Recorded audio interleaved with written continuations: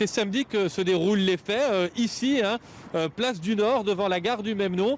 Il est environ 19h, on est donc avant le couvre-feu, mais les rassemblements sont interdits et des policiers repèrent un groupe de personnes. Ils commencent à procéder à des contrôles d'identité et le jeune homme qui participe au rassemblement ou se trouve à proximité, en tout cas, commence à filmer la scène.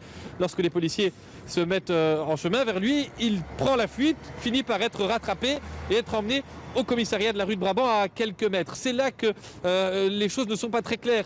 Selon les policiers, il y aurait fait un malaise, ils auraient appelé une ambulance et il serait décédé. Le rapport médical atteste d'un décès à 20h20. Mais la famille, elle, se pose beaucoup de questions. Première question, leur fils et frère n'avaient pas de problème de santé, alors pourquoi aurait-il fait un malaise s'il n'a pas été violenté? Deuxième question, pourquoi la famille n'est-elle prévenue qu'au milieu de la nuit, entre 2 et 3 heures du matin, alors que le décès a lieu finalement assez tôt dans la soirée? On ne prévient d'ailleurs pas la famille de l'endroit précis de l'hôpital dans lequel se trouve la dépouille. C'est à eux-mêmes de téléphoner aux différents hôpitaux et d'apprendre que finalement ils se trouvaient à l'hôpital Saint-Jean. Des informations erronées qui leur sont données aussi par les agents. Bref, tout cela pose des questions, raison pour laquelle la famille appelle à un rassemblement pacifique mercredi devant le commissariat où se seraient déroulés les faits. De son côté, le parquet lui confirme qu'une enquête est menée. Je vous propose d'ailleurs d'écouter la porte-parole. Elle est interrogée par Thomas Dufrane.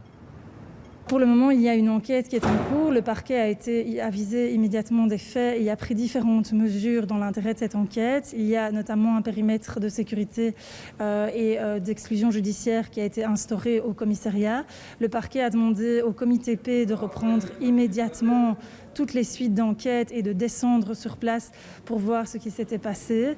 Il y a également plusieurs saisies d'images de vidéosurveillance tant au commissariat que sur les lieux de l'interpellation et le parquet a désigné un médecin légiste pour qu'il y ait une autopsie du jeune homme ainsi qu'une analyse toxicologique et donc pour faire toute la lumière sur ce qui s'est passé et surtout sur les circonstances qui ont entouré le décès de ce jeune homme.